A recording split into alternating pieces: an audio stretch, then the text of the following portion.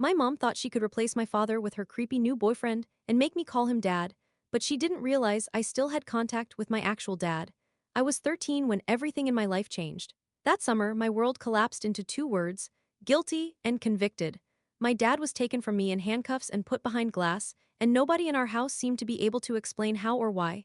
He swore he didn't do it. I believed him because I'd seen the way he worked, the way he laughed around me, the way he apologized for tiny things and kept his promises. He wasn't violent. He was the man who carried my backpack when it was too heavy and who always let me have the last slice of pizza. So when the police led him away, something in me refused to accept it. 5 months later, my mother brought someone home. His name was Brandon. He was handsome in that bland, practiced way that made people trust him quickly. On day one, she told me he was my new dad, that the other one was clearly a monster, and I needed to distance myself. I didn't know what to think. Maybe I was a child believing a child's version of loyalty. Maybe I was desperate and naive. But there were small things, a look that lingered too long, a laugh that didn't reach his eyes, that made me uncomfortable. When I said so, my mom brushed it off as me being dramatic. She wanted to move on, and Brandon fit the part: charismatic, calm, and ready with a plan. At first, the unpleasantness was passive. Brandon would watch me when I changed my clothes. He'd make compliments that felt like calculations, but it got worse. He started to cross lines. He'd stand in the doorway of my room. He would make a joke about growing up while his hand lingered somewhere it shouldn't. The first time he grabbed my wrist hard enough to leave a mark, I froze.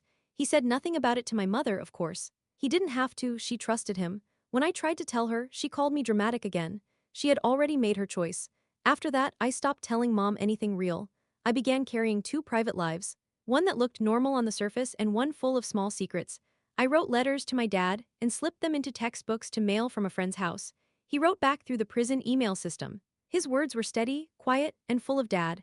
Recollections of pop songs we both liked, mundane pieces of advice that felt like anchors. Those emails got me through nights when my chest felt hollow. Things escalated when mom decided to change my last name on school records. She did it without asking, like it was a small logistical thing. "You'll thank me one day," she told me, smiling. That night, Brandon sat on my bed like he owned the place and told me I should appreciate having a man in my life who cared. When I pushed him away and locked myself in the bathroom until he left, his smile wasn't the same anymore. The next letter from dad was on real paper. I could smell the prison ink. Parts of it were damp, as if he'd cried while writing. I wrapped it in plastic and held it like a talisman. I begged to visit him for his birthday. I needed a few minutes. I needed the reassurance of a person who'd built me up instead of tearing me down. My mother said no. Coincidentally, Brandon had planned a weekend away, a car show and hotel rooms with adjoining doors. When I said I wanted to go see dad instead, Brandon slapped me hard. My mother stood there and watched. She said nothing. That image, his hand, her silence, burned into me. After the trip, she found my letters hidden in a book and burned them in the backyard. Then she took my bedroom door off its hinges to monitor me. Brandon used the excuse like someone using a key. He stood in the doorway at night, watched me sleep, came into my room more frequently. It felt like the walls were closing in. I began slipping into the school library after hours, not to study, but to send long rambling emails to anyone who might help: lawyers, detectives, a DDA account I didn't understand. I poured everything out, and I did not expect a reply. 2 weeks later, I got one. It was long and practical and clear. My dad's lawyer had read something in the letters and told my father a single sentence that would change everything. "Check the attic, go behind the radiator." For a moment, the words meant nothing. Then, one night when mom and Brandon were out on a date, I climbed the attic ladder with a flashlight shaking in my hand. Behind the radiator, I found a plastic-wrapped journal. It was dad's handwriting on the marked page. He'd written about seeing mom and Brandon together near the bar weeks before he was arrested. He had been worried, and he'd been keeping notes, dates, times, receipts, the little things that later became a roadmap. I didn't have time to think. I shoved the journal under my shirt, closed the attic hatch, and was halfway down the ladder when Brandon's head appeared. He'd come home early. He looked at me like I'd committed a crime. For the first time, I saw the real man, the way his jaw tightened, the way his fingers curled like a predator preparing to pounce. He grabbed my arm so hard I couldn't breathe. He dragged me down the ladder and accused me of sneaking around. He told my mother I was hiding things. He suggested we search my room. My pulse was a drum. I lied about finding an old stuffed animal. She believed him. Of course she believed him. That night I hid the journal under my pillow. The next morning when I went to school, I used the computer lab to photograph every page, hands trembling, angle careful to avoid glare. Dad's entries were a map of suspicion. Brandon's car parked on the street after hours, receipts for motels, notes about how Brandon would ask about my father's shifts at the bar. The handwriting went from calm to frantic as the entries progress. I uploaded the photos to a cloud account under a fake name, then deleted them from my phone. It felt reckless, but I knew what lay in that leather-bound book was the only proof I had. When I walked in the door that afternoon, my backpack had been emptied and left on the kitchen table. Brandon sat there with the journal in front of him, thumbing through pages with a showman's smile. He told Mom that I'd been making up stories, that I was mentally unwell, that I had forged Dad's handwriting to create a drama. He pointed to innocuous lines and spun them into evidence of obsession. Mom's expression shifted from sleepy confusion to absolute, sharp betrayal. She called me crazy. She talked about therapy, about sending me away to a strict boarding school to straighten me out. I ran to Uncle Henry because he had always been Dad's friend. I'd find his number in an old address book stashed under expired coupons. He met me in the library parking lot and listened like a man who had waited for a chance to do the right thing at last. We moved carefully. Uncle Henry knew the bar community. He knew who worked where. Over the next 2 weeks he pulled together what I needed: names, witnesses, and crucially, backup footage. It turned out the bar had swapped its old drives for a new system weeks before Dad's arrest. The police had taken the main footage, but the bar manager, Brian, still had an old hard drive with hallway recordings tucked behind invoices in his office. At Brian's house we plugged the drive into a laptop and I watched my life rewind. Brandon walking into the bathroom at 9:47, looking casual, smoothing his shirt. My dad going in at 9:52 like any other patron. Dad emerging at 9:53 covered in blood and frantic, shouting for help. Brandon was the one who had stood alone in the bathroom for 4 minutes. The hole in the story opened wide. We couldn't run to the police straight away. Brandon had friends in law enforcement and a neat little life built on trust. Uncle Henry said the wrong approach could send us back to square one. The plan was to collect everything and create a case that no prosecutor could ignore. We copied the footage onto multiple USB drives. We notarized witness statements. We tracked down bartenders who remembered seeing Brandon vanish into corners and cough up nervous cigarettes. We prepared a timeline that fit together like puzzle pieces. Brandon reacted when he sensed he was losing control. He used fear like a tool. He started installing cameras in the hallway where my door used to be. He took my phone at night. He watched my friends. He threatened me with violence if I didn't stop. Accidents happen, he said casually, as if a threat said with a smile reduces it to nothing. I learned how to breathe slowly while my core trembled. I practiced being boring and obedient so they wouldn't suspect the small rebellions I was pulling off at school. The lawyer reviewed the footage and the journal and told Dad's lawyer to file an emergency appeal. We had to be delicate, but we had momentum.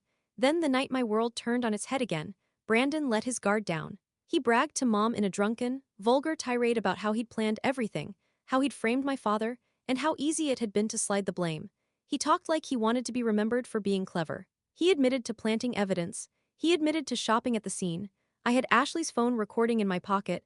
I pressed the record button and hit it. Brandon's voice was calm and awful at the same time, the voice of someone counting his winnings. Mom walked in on him. She had returned early because she'd forgotten her wallet. She heard what he said. For the first time in months the facade broke. Her face went white. Oranges spilled from her grocery bag onto the floor. I remember the sound of the fruit hitting the tile as if it had been a bell. Brandon tried to backtrack, to call it a joke, to gaslight her into thinking she'd misheard. But once the words are spoken, they cannot be unsaid. My mother stood frozen, then defensive, then finally furious. She picked up a kitchen knife like a woman waking up from a long sleep. She told him to leave. He laughed and threatened to destroy her. He said he knew things about her she didn't want public. He left with a final warning that this wouldn't be the end. He did not get to finish the sentence. After that, things moved so quickly it was dizzying. My mother finally listened to us. She believed the recording. She vomited when we showed her the bar footage and the notarized statements. She sat at the table and sobbed. We called the police. The detectives were kind, the kind of kindness that is professional and careful. They watched the footage on our laptop. They listened to Ashley's recording. They handled the journal in gloved hands like it was radioactive. For once the system seemed to turn in the right direction. There was an arrest warrant. Brandon took off. He tried to run. He thought that if he disappeared, the trail would go cold. It didn't. Uncle Henry's friends found him at a motel 2 towns over. The police found evidence in his car that linked him to the actual crime scene, a knife hidden in a lockbox, traces of blood in crevices that matched the time-stamped footage, and the forensics we'd been denied months earlier. Once the science and the witnesses aligned, the falsehood collapsed. Brandon broke. He confessed. He admitted to framing my father, planting the decoy weapon, and lying about timelines. He confessed to other crimes in other places when probed. He was not just selfish, he was dangerous. Dad's release was ordered that day. I remember nothing on the drive to the prison except a soundless swell of relief that made my chest ache. He walked out smaller than I'd imagined, thinner, older, but when he saw me, his face changed. He held me like he'd hold the last fragile thing on earth, his hands trembling. He smelled like soap and the kind of sorrow only time in a cell can create. He told me that he had always believed I would find the truth, that he was proud of me for keeping faith. We sat together for a long time. I told him the parts of my life I'd hidden. He didn't recoil. He listened. That night, for the first time in months, we slept in the same house. The trial felt like walking into a transparent jar. The evidence was on our side. The prosecution laid out the timeline. The backup footage, the journal, the recording, the fingerprints, the weird receipts, the lies Brandon told everyone. The defense tried to make me look like a spiteful kid. But the court was patient. They watched Brandon's recorded boast. They listened to Caroline and other victims from other states who told a strikingly similar story. He had a pattern. The jury deliberated for 2 hours, guilty on all counts. Murder, conspiracy, fraud, attempted assault, life without parole. The judge's sentence was the last piece of the mosaic we'd built. When Brandon looked at me one last time as they led him away, I wanted him to see that he hadn't broken me, that I had not been small. Afterward, we tried to rebuild. It was messy and imperfect. My mom moved out for a while. She needed space to untangle the choices she'd made and the blind trust she'd given to a stranger. Sometimes I resented her. Sometimes I wanted to comfort her. Time healed some things and left others forever marked. My dad began therapy. He took a construction job with Uncle Henry because there was a kind of honesty in building something by hand that he liked. He came to school events and cheered embarrassingly loud. He worked toward clearing his name legally, and a settlement later helped pay off the house and put money away for my college. I started seeing a therapist too. A real one who spoke the language of trauma and gave me tools for the small victories. Sleeping through the night without checking the locks, not flinching when someone stepped near me, being able to accept kindness without suspicion. Little rituals became anchors. Sunday breakfasts with Dad, movie nights with Caroline, the bartender who'd been brave enough to speak up. Cookouts with Uncle Henry's kids laughing across the lawn like a broken record that finally plays a whole song. People whisper, high schoolers stare, some teachers look at me with pity that I don't want. But other faces are ordinary and warm, and those are the ones that count. Ashley stayed. She became more than a friend. Caroline sometimes brought over dinner and the cat who claimed Dad's armchair. We learned how to be present without letting the past become the present. Brandon died in prison 2 years later. The letter said heart attack. I felt nothing. The sentence had done its work long before the death certificate.